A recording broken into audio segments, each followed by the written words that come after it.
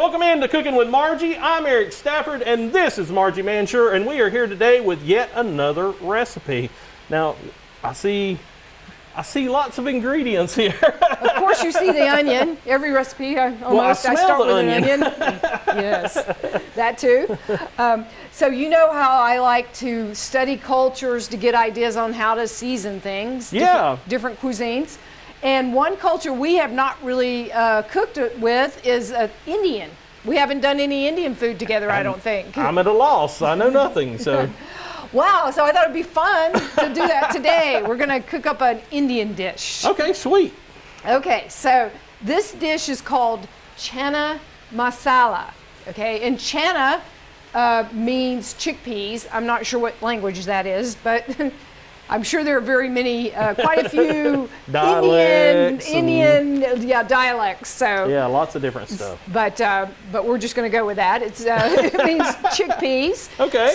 So this is a vegetarian Indian dish that's easy to make. Oh, okay. And see, that's what usually prevents me from cooking Indian, because they seem complicated, the dishes do. Oh, really? They have lots of ingredients, and they just take a while. But I found this one, and it's pretty simple, and I think we as Southern Americans can even do it. Okay, well, that's good. Yes. So all right, so we'll go ahead and get started. Okay. So what I'm going to do is ask you, we do have a sweet potato in our recipe, so I'm going to ask you to peel the sweet potato and then just dice that up, quarter-inch maybe pieces. Okay.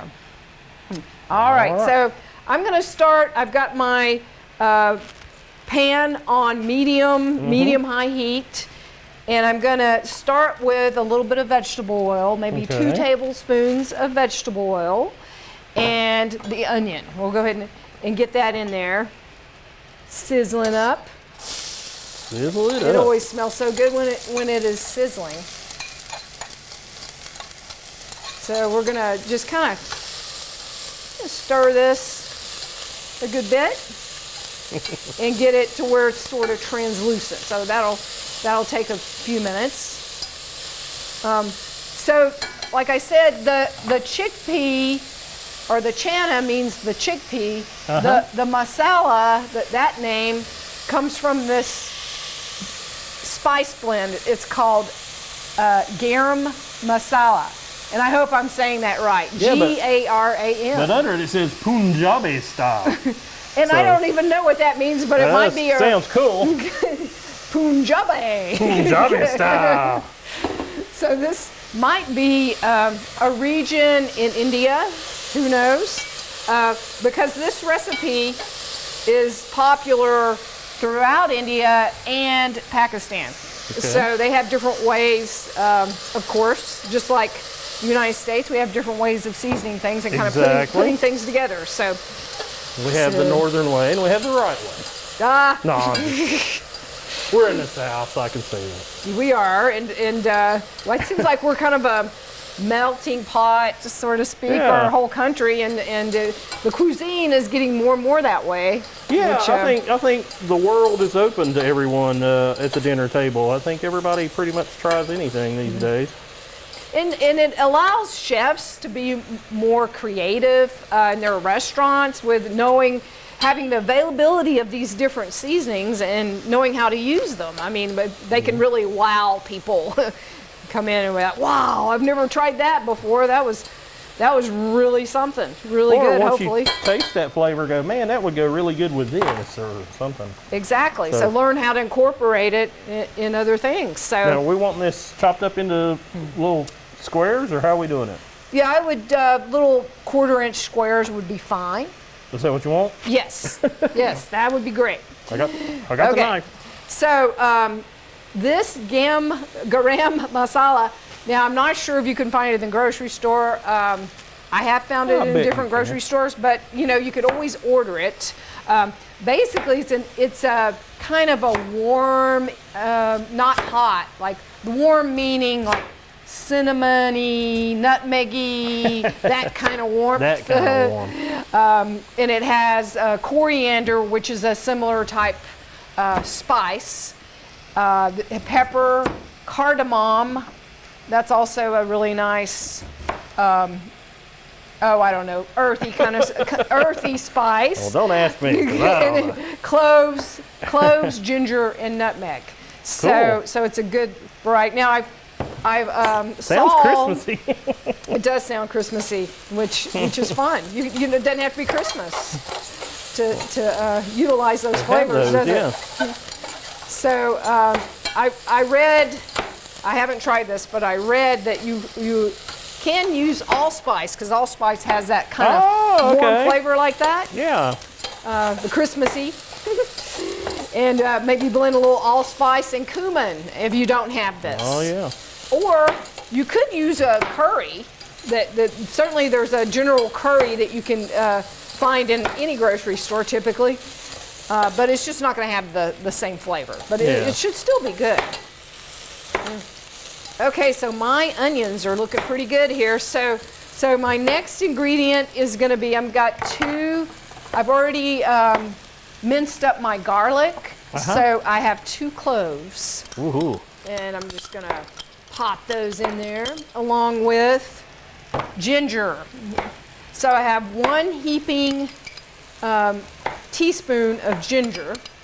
Actually, I might have a little more than that because I really like ginger. I like ginger too. I always kind of have. So the Indian food often has ginger as a flavoring.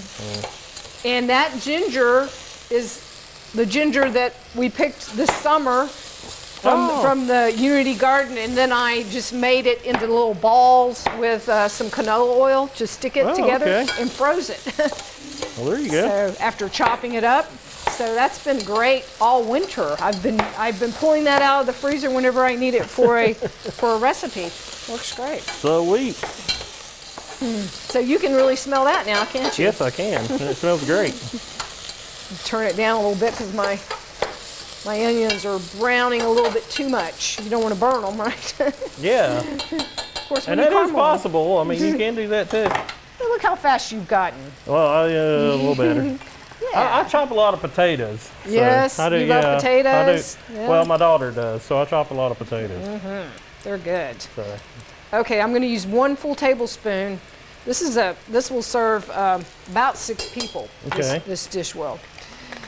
Of the garam masala, and then the turmeric. I'm going to use 2 teaspoons of turmeric. To me, turmeric's kind of a mild spice. Okay. Gives it.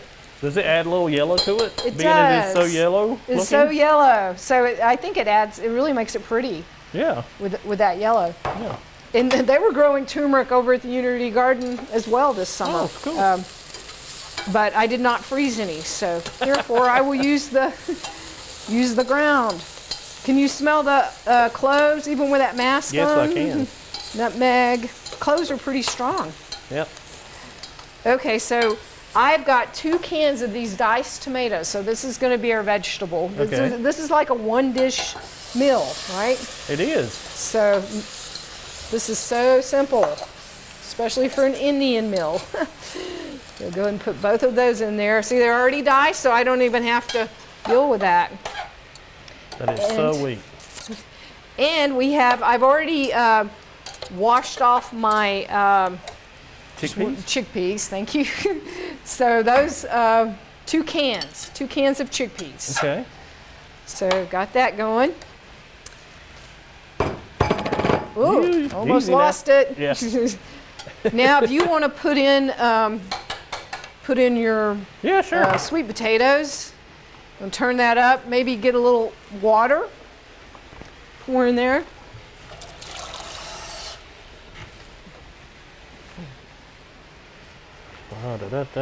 So this is sort of it's going to be stew-like.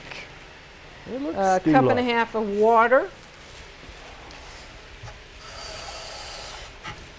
Okay, so I've got that turned up now so that I can bring that up to a boil so that my potatoes will begin cooking. Yeah, I was wondering about that. Yes. And if you want to grab that black pepper, you can just grind it up. Grind up a little bit of black pepper in there. Okay. Yep. That's pretty much the ingredients. So that's to taste, of course. I like pepper. I kept going. Yeah, some people don't. They wouldn't have to put any, but I think it adds a lot. Okay, so we're going to bring that up to a boil, and then I think I'll just put a lid on it and let that simmer for a few minutes. So the garbanzo beans, we've been talking about the Mediterranean style of eating and eating more plant-based. So you're going to get the protein that you need and also iron from those garbanzo beans. Oh, okay. So much of the world is more vegetarian than we are. Yeah. So certainly in India, because they don't have the resources for, like we talked about, with the meat and whatnot. So they get what they need from the lentils when we cook those, and then things like the garbanzo beans. And also they're high in iron and fiber, which we know is we really, all need. We all need fiber. It's really good gut health. Good gut health. That's right. So this has been simmering for about 10, 15 minutes now, and I was just wanting the flavors to merge and for that sweet potato to be tender enough. We don't want to just have a real tough sweet potato. Yeah. So that's all. Looks pretty good at this point. So it's got, see the yellow, how that added, you can really tell that it added that color. And it also, to me, the turmeric is just a really nice, mild, it kind of mellows everything out together. I did already taste this and added a little bit of salt. I'm just going to add a tiny bit more. So you want to do that to taste at the very end. And we have jasmine rice, and I was able to find brown jasmine rice. Really? And it's interesting because if you taste the different rices, they do all taste slightly different, and they have different textures. Yeah? Okay. So this one, see, brown jasmine rice. Yeah. And, it takes 30 minutes to cook this. So anytime you have a brown rice, it typically takes longer to cook than a white rice. So you have to take that into consideration. But then you're getting the nutritional benefits of the brown, the whole grain. Yeah. So. Oh, it looks good. The thing I like about it is it's not all sticky. Now, some people like sticky rice for Chinese dishes. And certainly, if you got chopsticks, it's handy. It's helpful. But for this, it's not. Sometimes just plain brown rice has kind of a strong whole grain flavor to me. This is kind of the Roman meal of of whole wheat. Do they still make Roman meal? Probably not. I'm dating myself. I haven't seen Roman meal in a long time. I think it's nature made now. Nature made. Oh, okay. Yeah, that's maybe that's what it's called. I guess the Romans gave that up. they gave it up. Used to have a little soldier on it, a little Roman dude. This being a complete meal, we have our starch, we have our vegetable here, the tomatoes, our protein, the chickpeas, also the sweet potatoes. That's giving a lot of nutrition. And then we're gonna just put a little dollop of Greek yogurt. You could have sour cream. But this is going to smooth out those flavors.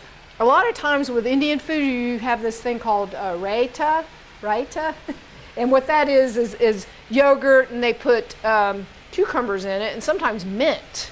Oh, okay. It's so nice, and it just smooths out some of the other herbs or spices. And then this herb is a cilantro. We're going to put a little of that on there, just a sprinkle. And last but not least, you're going to serve this with a lemon wedge. Oh, okay. And then just when the person is served, they can squeeze the lemon on it. Gives it that tanginess. So here we are. Doesn't that look nice? It does look nice. And I think it's time for lunch. It's time for lunch, and that's a whole meal right there. It certainly is. And you will be surprised at how full you will get from this. Yeah, yeah. It's very warm and very filling. All right, well, thanks, Margie, so much for showing us some Indian food. I have never cooked Indian food, so I'm always excited to learn new things. Yeah, it's kind of fun to travel a little bit. Get out of our comfort zone. However we can. Yeah. Well, I thank you so much. You're welcome, and hope you enjoy the recipe. Okay, thanks.